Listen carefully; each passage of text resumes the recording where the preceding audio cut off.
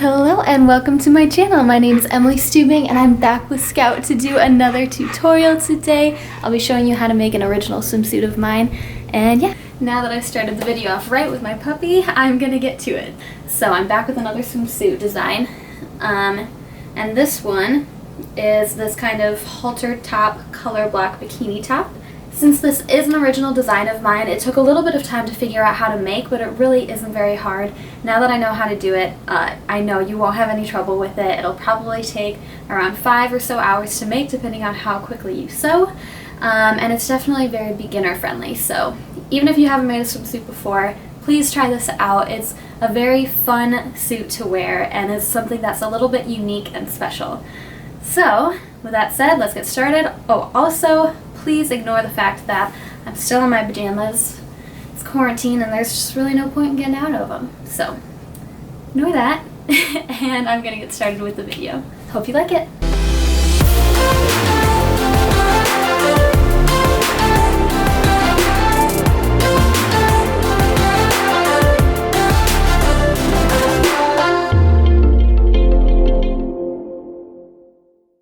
One more thing before I get started, I wanted to talk about the fabrics that I used today, especially because that's a question that I get often, what kind of swimwear fabric I use. So I'm going to talk generally about what I normally do and what I did today, which is a little bit different. So there are 2 places that I normally get swimsuit fabric from, well, maybe 3. The first one that I absolutely love is the Fabric Fairy, and I'll put their website below. What is great about them is that they have tons of options. They have so many different prints and solid colors, and it's all really great quality, really comfortable to wear, and it's for a great price. So I've gotten fabric from them over and over, and I highly recommend it. The other place that I normally get fabric from is fabric.com, and that I get I get whatever fabric that I want because they have everything. But they do have a good amount of swimwear fabric as well, and what I've recently found is that they also have recycled swimwear fabric, which I absolutely love and was very hard to track down. So the fabric that I used today is this. It's called Reprieve fabric, and what's great about it is that it's made from pre- and post-consumer plastic bottles that would otherwise be headed for the ocean, but instead they are turned into fabric. And it's a really smooth, comfortable fabric to wear. The only thing that, in my opinion, differs from other swimwear fabrics I've used is the fact that it might be just a little bit thinner, so you'll need to make sure that you have a layer of lining when you're using this fabric, unless it's a darker color. But otherwise, it's really great and comfy to wear. I highly recommend that as well. It's the only place I've been able to find recycled swimwear fabric by the yard.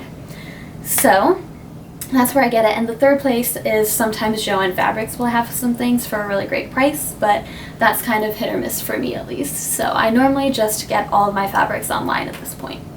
And yeah, so I'll show you this fabric up close and how much you'll need of it, as well as the other materials we'll be using today. Alright, I'm gonna get started. So getting started with the materials for the swimsuit, you're going to need a lining fabric, which is that black one I have at the bottom, and then you'll need 2 other swimwear fabrics, which can be whatever color you want. I went with black and white for a nice classic look, and then I used 100% polyester thread because it's nice and durable, and I also used a white one because of the color blocking. And this is the design that we're going to be making. Now we can start cutting our fabric. You're going to start by cutting a couple or 1 long strip of fabric that will go around the top of your swimsuit and be used for the straps. Mine ended up being around 56 inches long. If your fabric isn't long enough, you can do 2 strips of fabric around 30-ish inches and sew them together in the middle, and you'll want them to be about 3 inches in width. Now we can start cutting the rest of the top, and as you can see, I don't use a pattern, I never do. I just used an existing bandeau top to get the sizing right, and then instead of cutting across, I cut at a little bit of an angle up to get that straight line at the top. And then to do it for the back part, I used the measurement of the other one, but then cut straight across instead of at an angle. You'll want to do that for both the regular fabric and for the lining fabric. So in all, you're going to have 5 or 6 pieces of fabric, those 2 for the front, 2 for the back, and 1 or 2 for the straps. The next step, like I mentioned, will be to put together those 2 strips of fabric, if you did 2 instead of 1 long strip, and sew them together in the center. And the next step is to start putting the other pieces together. So as you can see, I put my regular fabric right sides together and pinned it at the sides, and then you're going to sew it there with a 5/8 inch seam allowance. And then I did the same thing with my lining fabric, where I put right sides together, pinned the sides, and sewed those side seams. One thing that's important to note when you're sewing the lining at the sides is that on one of those sides, you're going to want to leave a 1-inch opening, and I will show you why later on, but this is a really important step. So don't forget to leave, like I said, 1 inch open for later on.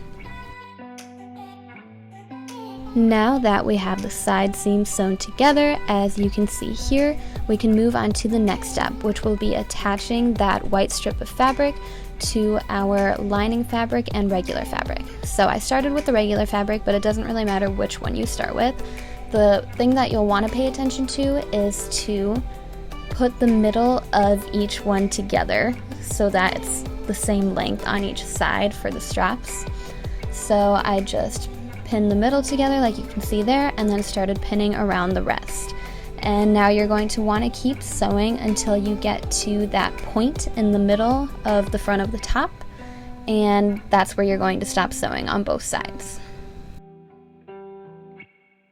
So as you can see, I'm just pinning all the way around, and once you're done with that, you can sew it with, again, like a 5/8 inch seam allowance.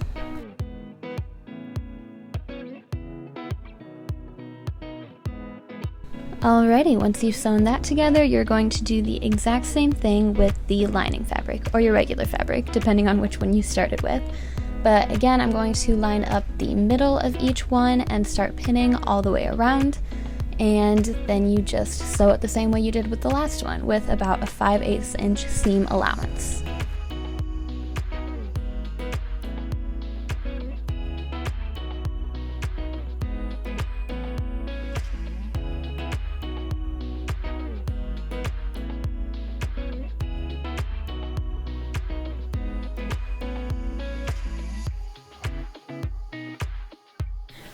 So at this point, it should look like this. You should be able to see all 3 layers.